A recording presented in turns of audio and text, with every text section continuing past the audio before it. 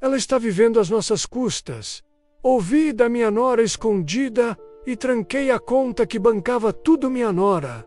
A Camila sempre foi uma pessoa simpática. Ela e meu filho, o Lucas, formaram uma família linda. Mas conforme o tempo foi passando, notei que a dinâmica começou a mudar. Camila passou a depender cada vez mais de mim e da Ana.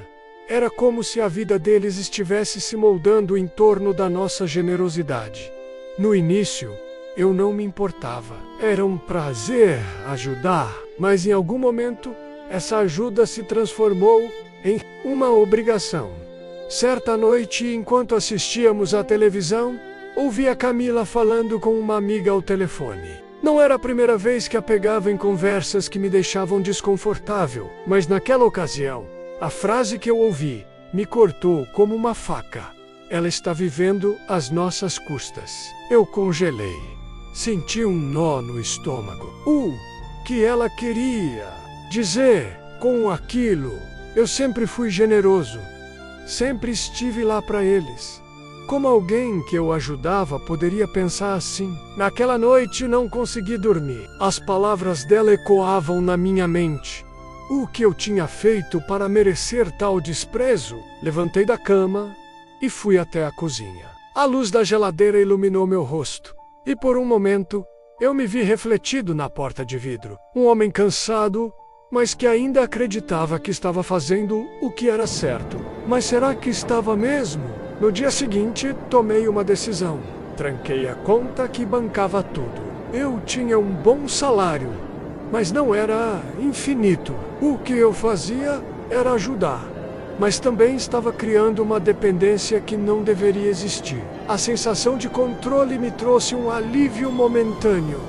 Ao mesmo tempo, uma parte de mim se sentia culpada. Será que eu estava sendo egoísta? Quando contei a Ana sobre a minha decisão, ela ficou em silêncio. O olhar dela dizia tudo. Ela sabia que as coisas estavam mudando, mas nunca tinha falado sobre isso. O silêncio dela me incomodou. Era como se estivéssemos vivendo em dois mundos diferentes. Eu queria que ela me apoiasse, que entendesse meu lado, mas a expressão dela mostrava que ela estava mais preocupada em manter a paz. Naquela tarde, enquanto preparava um café, o Lucas apareceu. Ele tinha um jeito tranquilo, mas percebi que algo estava diferente. Ele parecia tenso. Perguntei como estavam as coisas em casa. E ele respondeu que estava tudo bem. Mas a hesitação na voz dele me alertou. Eu sabia que ele estava preocupado com a relação entre a Camila e eu. Pai, você não precisa fazer tudo por eles, ele disse, quase como se estivesse tentando me proteger. Mas eu não sabia se ele estava se referindo a Camila ou a mim. O que eu sentia era um misto de raiva e tristeza. Eu queria que ele entendesse que eu não estava fazendo por obrigação, mas por amor.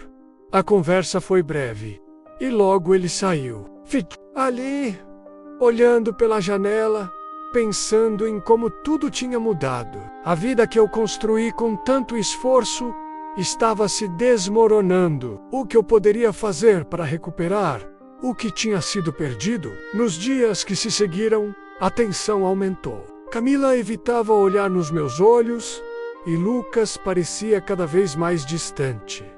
Eu não sabia como lidar com essa nova realidade. O que começou como um gesto de amor se transformou em uma batalha silenciosa. Eu precisava encontrar uma solução, mas a cada dia que passava, a sensação de estar perdendo minha família se tornava mais intensa. Então, em um momento de desespero, percebi que não poderia continuar vivendo assim. Eu precisava de uma mudança do homem recomico. Mas como fazer isso sem destruir o que ainda restava de laços familiares? A dúvida me consumia. O que era certo? O que era amor? O que era egoísmo? Enquanto refletia sobre tudo isso, uma ideia começou a tomar forma na minha mente. Eu precisava conversar com Camila, precisava entender o que estava acontecendo de verdade. Mas o medo de ouvir mais palavras que me machucariam me paralisava. E assim, o ciclo de dúvidas e inseguranças continuava. Enquanto eu me preparava para o que viria a seguir, A tensão estava crescendo, e eu sabia que não poderia mais adiar a conversa. O que eu não sabia era que essa conversa mudaria tudo.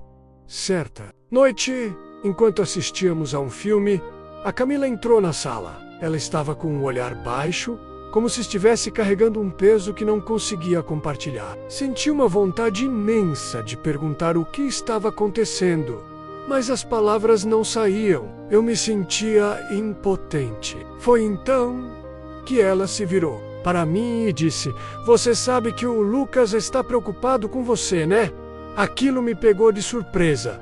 Preocupado com o quê? Perguntei, tentando esconder a irritação na minha voz. Com a sua saúde, com o seu estresse. Ele acha que você está se sobrecarregando. Você não precisa se preocupar tanto com a gente, ela respondeu. Mas havia algo em seu tom que me deixou desconfiado. Era como se houvesse uma intenção oculta nas palavras dela. Algo que eu não conseguia identificar. Eu me preocupo porque quero que vocês estejam bem. Não estou fazendo isso por obrigação, Camila. Estou fazendo porque amo vocês. Eu disse, tentando manter a calma. Ela deu um sorriso forçado. A gente sabe. Mas você precisa pensar em si mesmo também. O que ela realmente queria dizer com aquilo, eu não conseguia decifrar. Nos dias que se seguiram, a situação só piorou. O Lucas começou a me evitar. Ele costumava passar mais tempo comigo, mas agora parecia que qualquer conversa se tornava um campo de batalha. Uma tarde, ele apareceu em casa com a Camila. Ela estava agitada, e eles pareciam estar em um tipo de acordo silencioso. "Pai, precisamos conversar sobre as finanças da família", Lucas começou. Mas a maneira como ele disse isso me deixou alerta. Era como se ele estivesse me preparando para uma acusação. "Sobre o que exatamente?", perguntei, tentando manter a voz firme. "Sobre a ajuda que vocês têm dado pra gente. A Camila e eu estamos tentando nos organizar. E talvez seja a hora de vocês repensarem um pouco essa situação", ele disse. "Repensar? O que você quer dizer com isso?" A raiva começou a subir dentro de mim. "Eu sempre ajudei vocês porque quis.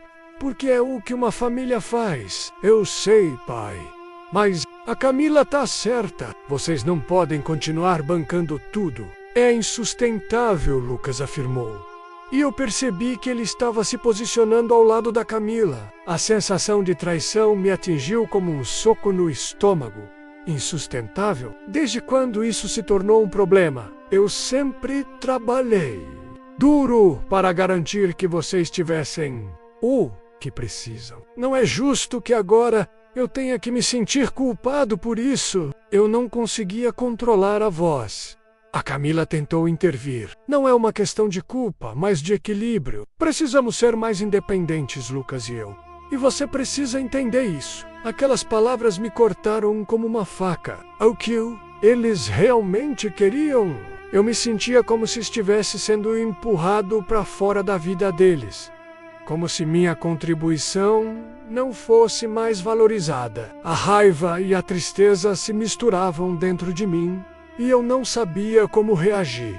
"Se é isso que vocês querem, então eu não posso fazer nada a respeito", eu disse, tentando manter a compostura. "Mas saibam que eu não vou ficar aqui apenas assistindo vocês se afastarem. Se é isso que vocês desejam, então que assim seja." A tensão pairou no ar, e eu percebi que havia uma linha tênue entre ajudar e ser manipulado. Como um gesto de amor agora se transformava em uma batalha pela minha dignidade. Eu não era apenas um provedor, o Irahampoi, e eu merecia respeito. Nos dias seguintes, a situação só piorou. A Camila e o Lucas começaram a agir como se eu fosse o problema. Havia uma conversa constante entre eles.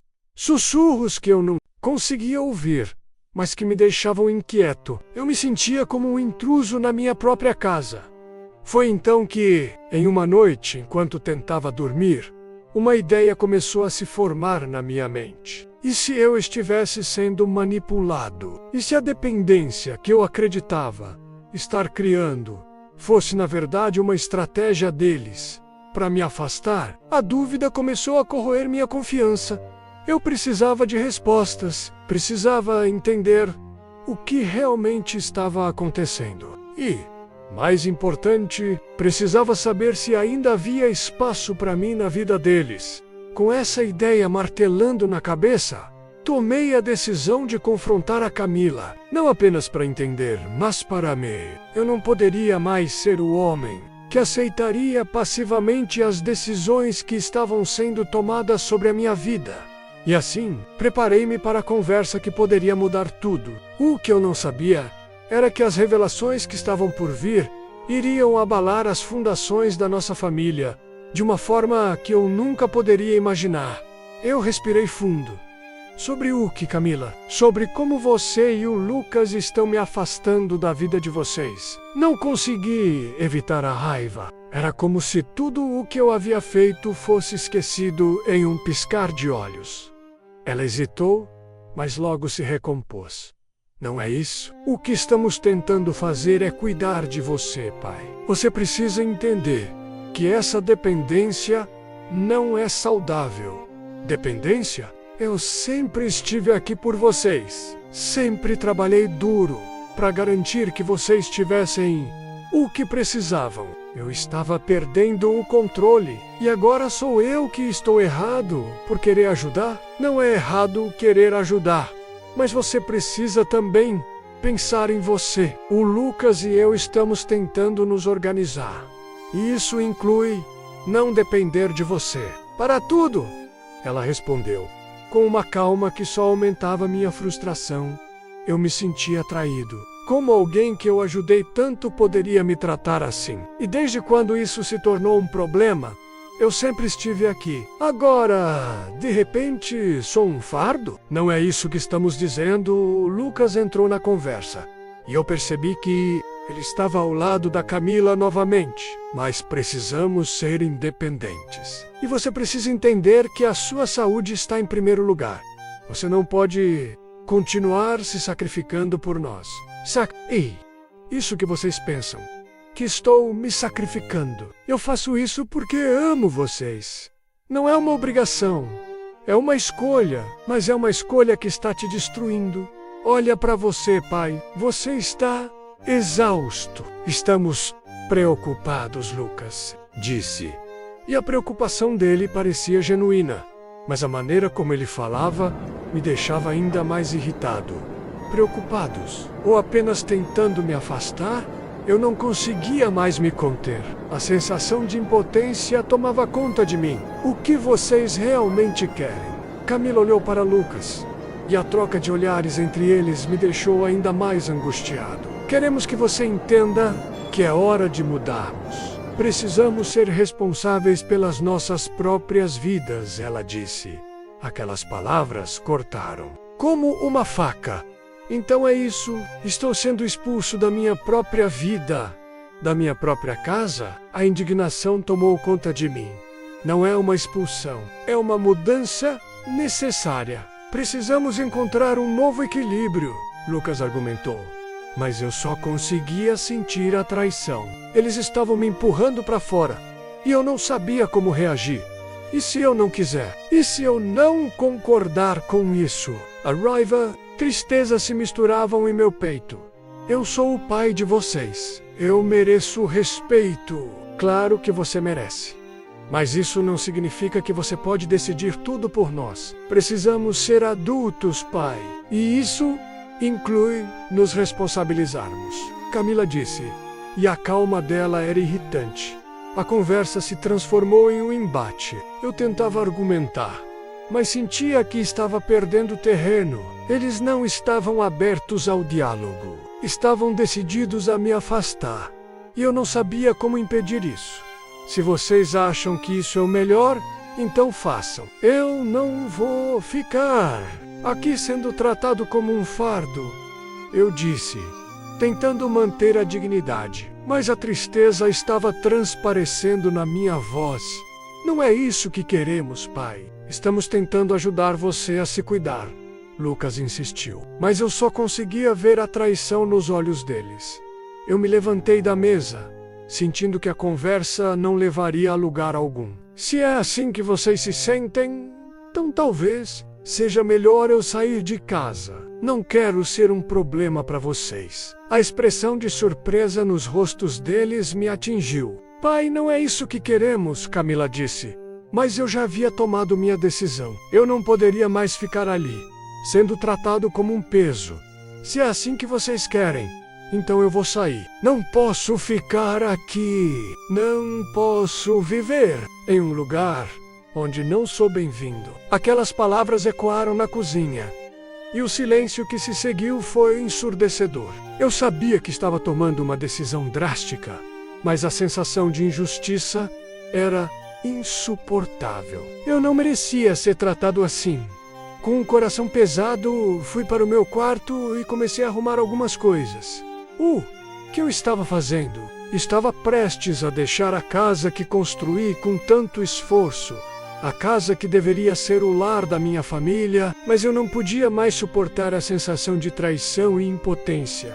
Enquanto colocava algumas roupas em uma mala, a tristeza tomou conta de mim. Eu não queria sair, mas a situação se tornara insustentável. Eu me sentia como um estranho em minha própria casa, e a dor de ser afastado pela própria família era insuportável. Quando terminei de arrumar, fui até a sala. Camila e Lucas estavam lá, o olhar deles cheio de preocupação.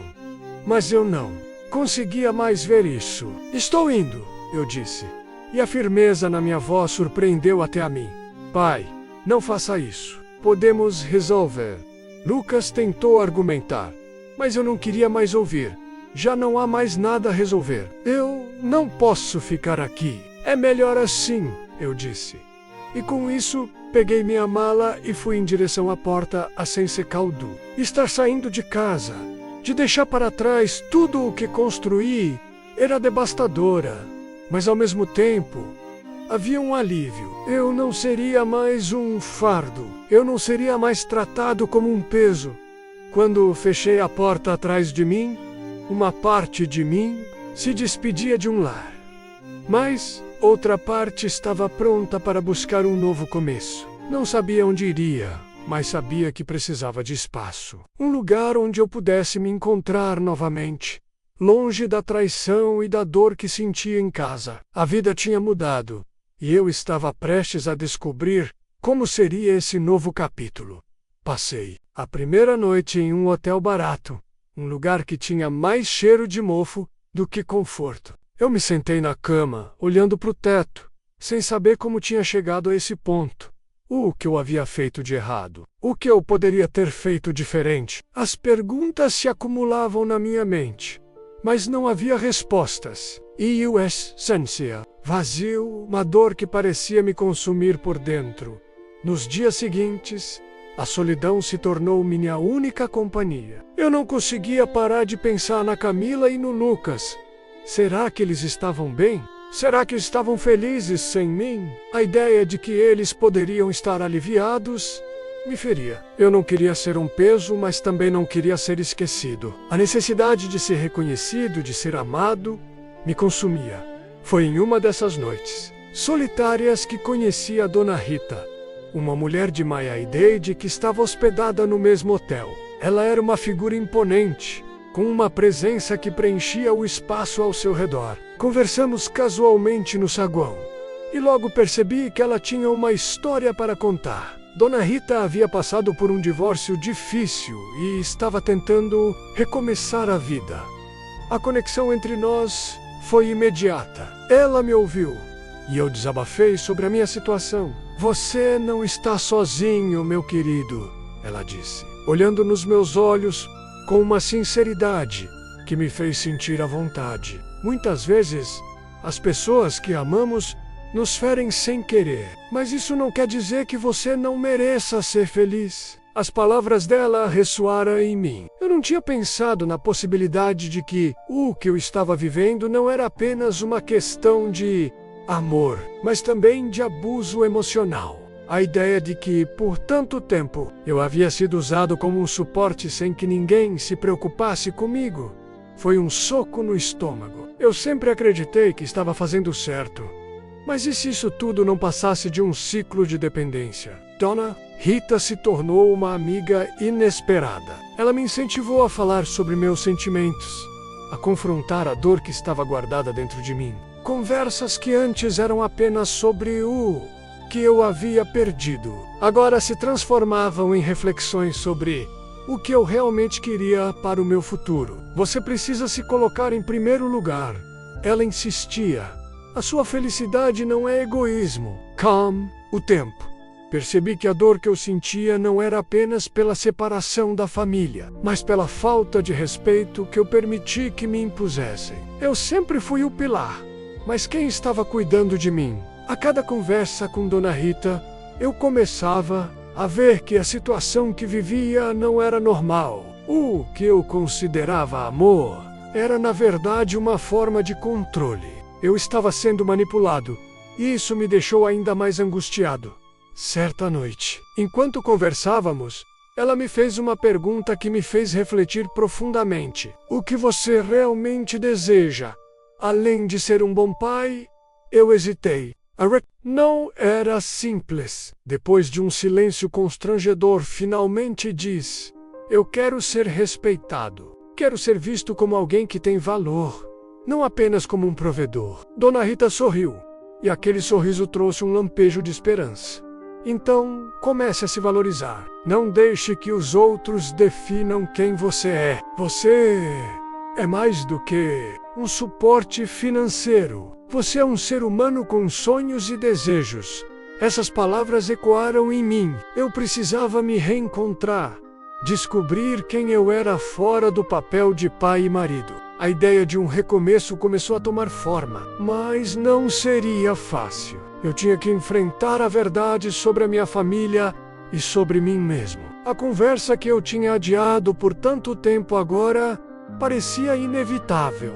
Nos dias seguintes, comecei a planejar o que faria. Eu precisava de um espaço para mim, um lugar onde pudesse me sentir seguro e livre para ser quem realmente sou. A ideia de voltar para casa me apavorava, mas também me atraía. Eu não queria perder a relação com o Lucas e a Camila, mas precisava estabelecer limites.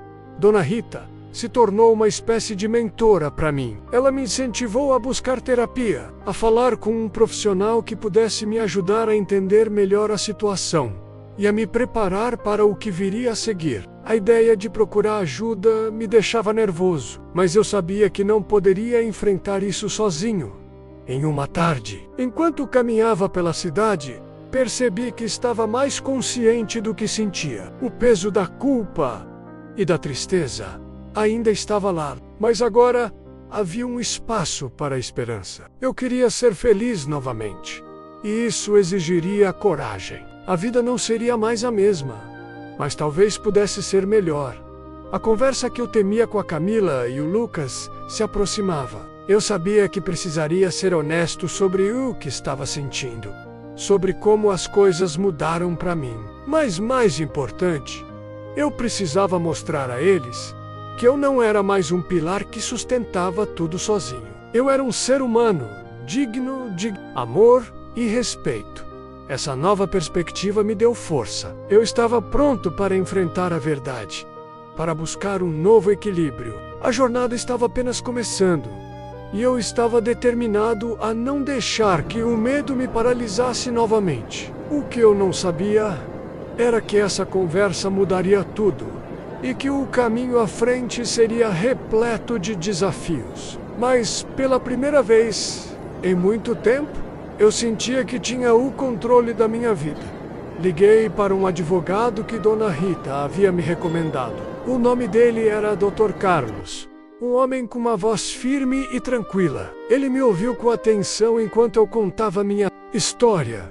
Você não está sozinho nessa, ele disse. Muitas pessoas passam por situações semelhantes e é fundamental que você busque o que é justo. Aquelas palavras me deram uma força que eu não sabia que ainda tinha. O que eu precisava era de alguém que acreditasse em mim e na minha luta. Nos dias seguintes, comecei a reunir documentos e a me preparar para o que viria. O mais difícil foi enfrentar a ideia de ter que falar com a Camila e o Lucas. Eu sabia que eles não iriam entender. A dependência que eu havia alimentado por tantos anos os tornaria resistentes à mudança. Mas eu não podia mais me preocupar com o que eles pensavam. Era hora de cuidar de mim. Quando finalmente decidi voltar para casa, meu coração estava acelerado. O que eu ia dizer? Como eles iriam reagir? A primeira coisa que fiz foi chamar Lucas para uma conversa. Ele parecia surpreso ao me ver, mas não havia raiva em seu olhar, apenas uma curiosidade cautelosa. Pai, o que está acontecendo? Ele perguntou, com a voz trêmula. Precisamos conversar sobre a Camila e sobre nós. Respondi, tentando manter a calma. Eu percebi que a maneira como temos vivido não é saudável. Eu não sou apenas um provedor, eu sou seu pai. E preciso que você me veja como tal. Lucas ficou em silêncio. Eu sabia que ele estava processando tudo. A verdade é que eu não esperava que ele entendesse de imediato. Mas precisava tentar. Eu estou buscando ajuda, Lucas. Estou conversando com um advogado sobre como estabelecer limites. Eu não posso mais ser o pilar que sustenta tudo sem ser visto. Isso não é justo para mim. E nem para você. Os olhos dele se arregalaram. Você está falando sério?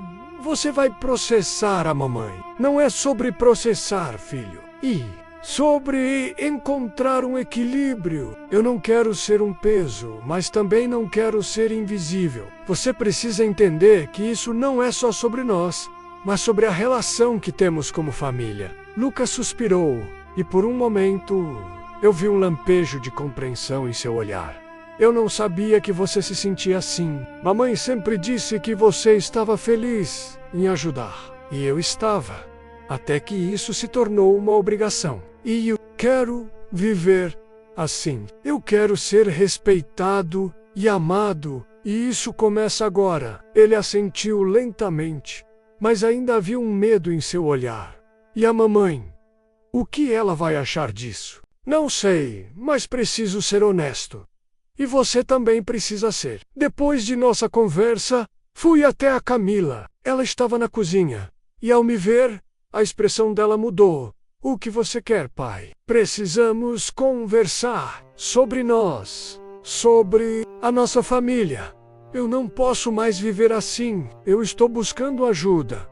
E quero que você saiba que a dependência que criamos não é saudável. Ela olhou para mim, confusa. Mas eu pensei que você gostava de ajudar. Você sempre fez isso por nós. Sim, mas isso não significa que eu não tenha limites. Eu sou um ser humano e preciso ser tratado como tal. Não posso mais ser apenas um provedor. Eu quero ser respeitado. Camila ficou em silêncio e eu percebi que ela não estava pronta para ouvir. Mas eu não poderia voltar atrás. O que eu estava fazendo era necessário. Nos dias seguintes, a tensão em casa aumentou. Lucas tentava mediar a situação, mas Camila estava em negação. Eu continuei a trabalhar com o Dr. Carlos e ele me orientou sobre como proceder. O processo seria longo e difícil, mas eu estava preparado. Uma noite, enquanto revisava alguns documentos, recebi uma mensagem de Dona Rita. Ela queria saber como eu estava. Respondi rapidamente, contando sobre os passos que estava dando. Ela me incentivou a continuar. Você está fazendo o que é certo. Não desista de você mesmo, disse ela. E foi isso que eu fiz. Cada dia que passava, eu me sentia mais forte. Comecei a frequentar terapia, onde aprendi a valorizar meus sentimentos e a me respeitar. Eu não era apenas um provedor. E eu era, pai, um ser humano com direitos e desejos. Quando o dia da audiência chegou, eu estava nervoso, mas determinado. A sala estava cheia, e eu vi Camila e Lucas sentados no fundo. O olhar deles dizia muito. Havia confusão, raiva, mas também um toque de preocupação. Eu não estava apenas lutando por mim, mas por nós. A audiência foi tensa. Dr. Carlos apresentou o meu caso e, embora eu estivesse nervoso, senti que estava fazendo a coisa certa. O juiz ouviu atentamente e fez perguntas que me fizeram refletir ainda mais sobre minha vida. Ao final, ele determinou que era necessário um acompanhamento psicológico para todos nós e que eu poderia estabelecer limites financeiros. Quando saí da sala, uma sensação de alívio e libertação tomou conta de mim. Eu havia conquistado um espaço para mim mesmo, um espaço onde eu poderia ser respeitado. Olhei para Lucas e Camila, que estavam esperando do lado de fora. Como você se sente? Lucas perguntou. Eu me sinto livre. E isso é só o começo. Precisamos trabalhar juntos para consertar o que foi quebrado. Camila olhou para mim e pela primeira vez vi um sinal de compreensão em seus olhos. Desculpe, pai. Eu não sabia que você se sentia assim. Está tudo bem.